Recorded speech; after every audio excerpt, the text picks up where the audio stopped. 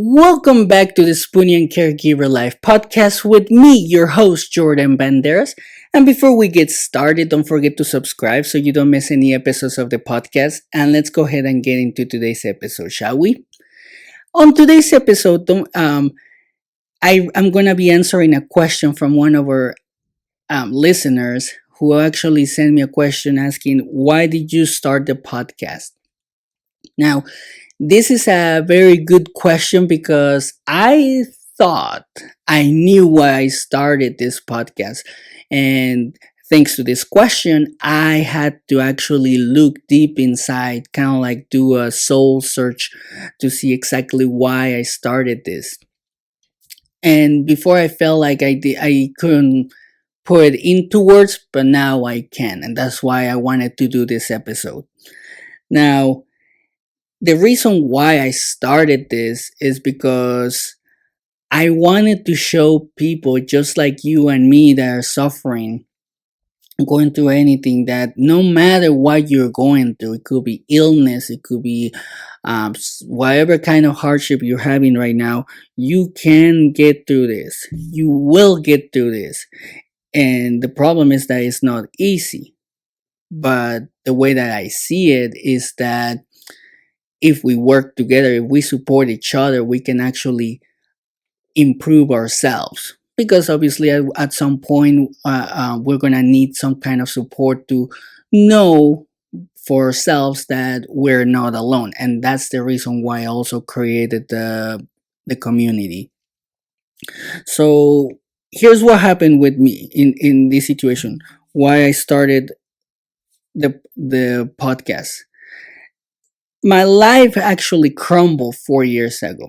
I don't think I have been this uh, open, but now I'm gonna be more open from this point on because, like I was saying, my life crumbled 4 years ago. My wife got her diagnosis. I got my diagnosis, and pretty much we had to learn how to deal with all of this all of the sudden. Like literally, life hit us from all directions. We literally lost our business. We had to learn how to deal with our illnesses. I had to learn how to deal with mine and help my wife at the same time. So that was extremely hard because, in my case, one of the things that happened is that I had I was diagnosed with PTSD and then with another illness that doctors don't know what's going on with that, because what happens is that my all the soft tissue in my body swells up for no reason. It could be because of the cold, because of the heat, whatever. They don't know exactly what's going on. So I'm in constant pain. There are days that when I wake up, I'm in so much pain that my joints are all swollen. Like I said, that all the soft tissue in my body is like swollen. So it's painful. And even though I still have to deal with this, I had to understand that I needed to help my wife. So I keep pushing myself. And that's why I wanna show that no matter what you're going through, you still can get through this. Now, in my wife's case, what happened with her is that all of a sudden she became ill. She got all her diagnosis as well of from fibromyalgia, the genetic disease, or I mean the genetic disorder that she has with the MTFHR gene. She has migraines, she has bad hips, she has hypermobility syndrome. So she started getting all these diagnoses, and she didn't know what to do. She didn't even know what I was going to do because we were just married for like 3 years. Yeah, 3 years into our marriage. This is when this particular issue happened. And when me and my wife started working together to get her better or to get us better, one of the things that I noticed is that there was a gap on social media and in the medical system. On social media, what's happening is that a lot of conditions or illnesses, especially invisible illnesses, are being stigmatized. And it's usually by people that don't know exactly what's going on, or they don't understand that just because you don't see an illness or you don't see the disability, you're faking it or you just want attention, which is not the case with spoonies. And in the medical system, the biggest issue that I saw is that doctors are trying to treat everybody the same. They're trying to treat the actual symptoms, but not the root cause of the issue. Like what's causing the depression, like what's causing the chronic pain. It could be environmental. Like there's so many things that could be causing a lot of the chronic illnesses that are happening right now.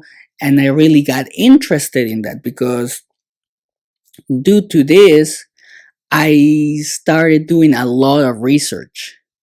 And when I say a lot of research, I mean, I had to learn how to read again because I hadn't, at that point, I hadn't read like that much in after I got out of high school. So it's been, at that point, it had been years that I hadn't read an actual book, or a good book in this case, something that will help me understand what was going on with me and with my wife.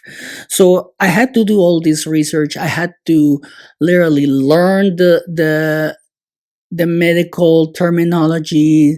I had to learn the medication names, which is the worst part because medicines have like the worst names. And when I have to help my wife to give her medications, she tells me the name of it, and I'm just like, can you spell it? Because they have like these long names or these weird names, so it is extremely hard sometimes to remember the names. So I had to learn that. I had to learn about the side effects, about what happens if you take a lot of medications, because obviously they can counteract. So I had to do all of that. That's one of the things that I had to do. And because of me starting to do this, I realized that I had to improve myself. Like I had to learn how to communicate with the doctors. I had to learn how to communicate with my wife because because of her conditions and even my own conditions, I felt like we had to be very open with each other about how we were feeling, how in this case, my wife, how she was feeling after taking a medication, because I needed to pay attention to that so I could explain the doctor, like, hey, this is happening every time she takes this medication. Like she falls asleep right away, even though the medication is not supposed to cause drowsiness or something like that. So I had to do all of this, and I had to do it literally from scratch. I never accepted help because, you know, in today's society, if you're the man, you're supposed to be the strong person in the relationship. You're supposed to take care of everything. So I didn't let anybody help me, so I had to do this on my own. And and and after dealing with all of this, I came up with the idea of doing the podcast and starting the community, posting the motivational quotes and what it's like to be a caregiver and a spoonie, which I'm actually very grateful for being both, because now I can see both sides. But also, due to my own struggles of everything that I have struggled with during this process or this journey, whatever you want to call it, I felt the need to share my story, because when you're a spoonie and your life crumbles, you don't know what to do. The doctors might not know what to do, and depending on what you have, it may take years for you to get the right diagnosis. So I saw that and I was like, people are going through the same thing as I did. People are going through the same thing as my wife did. And some people, or probably a lot of people, don't have the help they need. They don't have who to turn to. They don't know what to do. They just hope that the doctors can figure it out, but doctors unfortunately don't have the time to take care of a specific individual the way that they're supposed to be taken care of, because they have all these other patients. So that's why I decided to do this, and share pretty much what it's like to be a spoonie from my perspective and from my wife's perspective, and also from what it's like to be a caregiver. Because when this happens, if you're in a relationship or you're single or anything like that, you're gonna have to sacrifice a lot. You're gonna have to change a lot of things in your lifestyle, because when chronic pain hits you, you might want to do certain things, but your body's gonna pretty much tell you, mm-mm, I don't want to do that. I'm going to rest. So there are times that you're gonna have to do things that you were never doing before, like resting, like you know, changing your diet depending on your condition. Like, because I've had to do that. My wife has had to do that, and we have seen some improvement. So that's why I wanted to do this, so I can show you that you're not alone and you can get through this. Because this journey of recovery is also of discovery, because you have to discover what helps and what doesn't. And based on those discoveries, or those answers that you find yourself, you're going to have to make the necessary changes. Like how to reduce stress, because some chronic illnesses get triggered by stress. So that's pretty much why I started this. And thank you for that question, because that question made me rethink why I was doing the podcast, and it actually brought the passion back.